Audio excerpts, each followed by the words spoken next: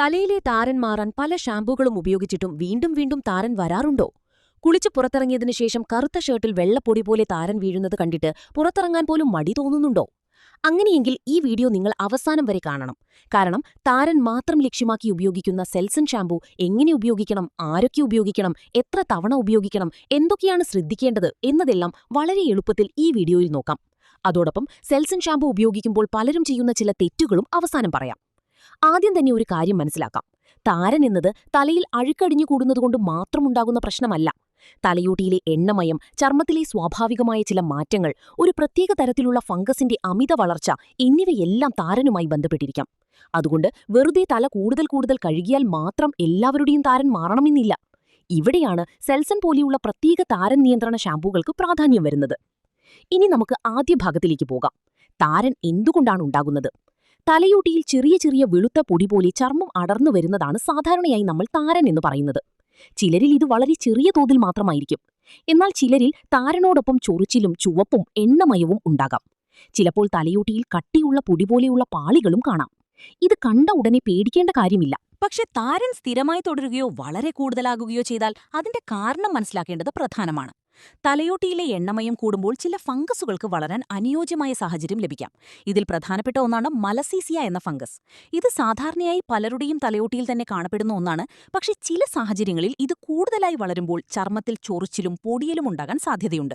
അപ്പോൾ ഒരു സംശയം, താരനുണ്ടെങ്കിൽ തലയിൽ ഫംഗസ് ഉണ്ടെന്നാണോ? അങ്ങനെ ഉറപ്പിച്ചു പറയാൻ കഴിയില്ല. താരന് പല കാരണങ്ങളുണ്ടാകാം. അതുകൊണ്ട് ഓരോരുത്തരുടെയും പ്രശ്നം ഒരുപോലെ ആയിരിക്കണമെന്നില്ല. ഇതാണ് നമ്മൾ ആദ്യം മനസ്സിലാക്കേണ്ട കാര്യം. ഇനി സെൽസൺ ഷാമ്പൂയിലേക്ക് വരാം. സെൽസൺ എന്ന പേരിൽ ലഭിക്കുന്ന താരൻ നിയന്ത്രണ ഷാമ്പൂകളിൽ സെലീനിയം സൾഫൈഡ് എന്ന ഘടകം അടങ്ങിയിട്ടുള്ള ഉൽപ്പന്നങ്ങൾ ലഭ്യമാണ്. ഇത് തലയോട്ടിയിലെ താരൻ നിയന്ത്രിക്കാൻ ഉപയോഗിക്കുന്ന ഒരു മരുന്ന് ഘടകമാണ്. ഇത് ഫംഗസിന്റെ വളർച്ച നിയന്ത്രിക്കുന്നതിനും അമിതമായി ചർമ്മം പൊഴിയുന്നത് കുറയ്ക്കുന്നതിനും സഹായിക്കാം. അതുകൊണ്ടുതന്നെ സാധാരണ സൗന്ദര്യ ഷാമ്പൂകളിൽ നിന്ന് ഇതിന്റെ ഉപയോഗം കുറച്ചു വ്യത്യസ്തമാണ്. ഇത് ദിവസവും മുടി കഴുകാൻ വേണ്ടിയുള്ള സാധാരണ ഷാമ്പൂ എന്ന രീതിയിൽ കരുതരുത്. ഇതൊരു ചികിത്സാ ആവശ്യത്തിനായി ഉപയോഗിക്കുന്ന താരൻ നിയന്ത്രണ ഷാമ്പൂവായി കാണുന്നതാണ് നല്ലത്. ഇവിടെ മറ്റൊരു പ്രധാന കാര്യം, കൂടുതൽ ഷാമ്പൂ ഉപയോഗിച്ചാൽ കൂടുതൽ വേഗത്തിൽ താരൻ മാറുമെന്ന ധാരണ തെറ്റാണ്. മരുന്ന് ഷാമ്പൂ ആയാലും അളവും ഉപയോഗിക്കുന്ന രീതിയും പ്രധാനമാണ്. കൂടുതൽ ഉപയോഗിക്കുന്നത് കൂടുതൽ ഫലമെന്ന കണക്കുകൂട്ടൽ ഇവിടെ ശരിയാകണമെന്നില്ല. ഇനി സെൽസൺ എങ്ങനെ ഉപയോഗിക്കണമെന്ന് നോക്കാം. ആദ്യം മുടിയും തലയോട്ടിയും വെള്ളത്തിൽ നന്നായി നനയ്ക്കുക. ശേഷം ആവശ്യമായ ചെറിയ അളവിൽ ഷാമ്പൂ എടുത്ത് തലയോട്ടിയിൽ പുരട്ടുക. മുടിയുടെ നീളത്തിൽ മാത്രം പുരട്ടുന്നതിനേക്കാൾ തലയോട്ടിയിൽ ശരിയായി എത്തിക്കുക എന്നതാണ് പ്രധാനപ്പെട്ടത്. വിരലുകളുടെ അറ്റം ഉപയോഗിച്ച് സാവധാനം മസാജ് ചെയ്യുക. നഖം ഉപയോഗിച്ച് ശക്തമായി ചുരണ്ടരുത്. ഇത് വളരെ പ്രധാനപ്പെട്ട കാര്യമാണ്. കാരണം താരൻ കണ്ടിട്ട് ചിലർ തല ചുരണ്ടി ചുരണ്ടി തലയോട്ടി തന്നെ യുദ്ധഭൂമിയാക്കി മാറ്റും. അങ്ങനെ ചെയ്യുന്നത് ചർമ്മത്തിൽ ചെറിയ മുറിവുകളും ഇറിറ്റേഷനും ഉണ്ടാക്കാൻ സാധ്യതയുണ്ട്. ഷാമ്പു കുറച്ചു സമയം തലയോട്ടിയിൽ നിലനിൽക്കാൻ അനുവദിക്കേണ്ടി വരാം. ഉൽപ്പന്നത്തിന്റെ പാക്കറ്റിലോ ഡോക്ടർ നിർദ്ദേശത്തിലോ നൽകിയിരിക്കുന്ന സമയമാണ് പിന്തുടരേണ്ടത്. ശേഷം വെള്ളം ഉപയോഗിച്ച് നന്നായി കഴുകിക്കളയുക. കണ്ണിൽ പോകാതെ ശ്രദ്ധിക്കണം. കണ്ണിൽ പോയാൽ ധാരാളം വെള്ളം ഉപയോഗിച്ച് കഴുകുക. ഇനി എത്ര തവണ ഉപയോഗിക്കണമെന്നതാണ് ഏറ്റവും കൂടുതൽ ആളുകൾ ചോദിക്കുന്ന ചോദ്യം. ഇതിന് എല്ലാവർക്കും ഒരേ ഉത്തരമില്ല. താരന്റെ തീവ്രതയും ഉപയോഗിക്കുന്ന സെൽസൺ ഉൽപ്പന്നത്തിന്റെ ഘടകത്തിന്റെ അളവും നിങ്ങളുടെ ഡോക്ടറുടെ നിർദ്ദേശവും അനുസരിച്ച് ഈ ഉപയോഗത്തിന്റെ ആവൃത്തി മാറാം. അതുകൊണ്ട് പാക്കറ്റിലെ നിർദ്ദേശം കൃത്യമായി പാലിക്കുകയാണ് സുരക്ഷിതമായ മാർഗം. ഡോക്ടർ നിർദ്ദേശിച്ചിട്ടുണ്ടെങ്കിൽ അതാണ് ഏറ്റവും പ്രധാനപ്പെട്ടത്. താരൻ കുറയുന്നു എന്ന് തോന്നിയാൽ ഇഷ്ടം പോലെ ദിവസവും ഉപയോഗിക്കാൻ തുടങ്ങരുത്. അതുപോലെ ഒരു ദിവസം ഉപയോഗിച്ചിട്ട് അടുത്ത ദിവസം തന്നെ മുഴുവൻ താരനും ഇല്ലാതാകുമെന്ന് പ്രതീക്ഷിക്കാനും പാടില്ല. താരൻ നിയന്ത്രിക്കാൻ കുറച്ചു സമയം ആവശ്യമായി വരാം. ഇനി ഒരു പ്രധാന ചോദ്യം, സെൽസൺ ഉപയോഗിച്ചാൽ താരൻ എന്നേക്കുമായി മാറുമോ?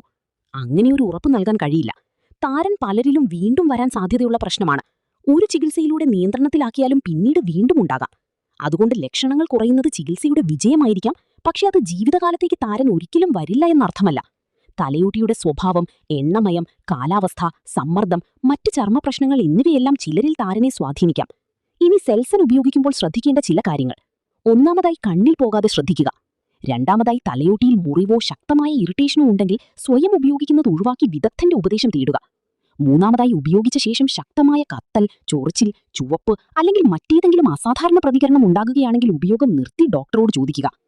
നാലാമതായി, ഷാമ്പു കഴുകാതെ തലയോട്ടിയിൽ വളരെ നേരം വെച്ചിരിക്കുന്നത് കൂടുതൽ ഫലം നൽകുമെന്ന ധാരണ തെറ്റാണ്.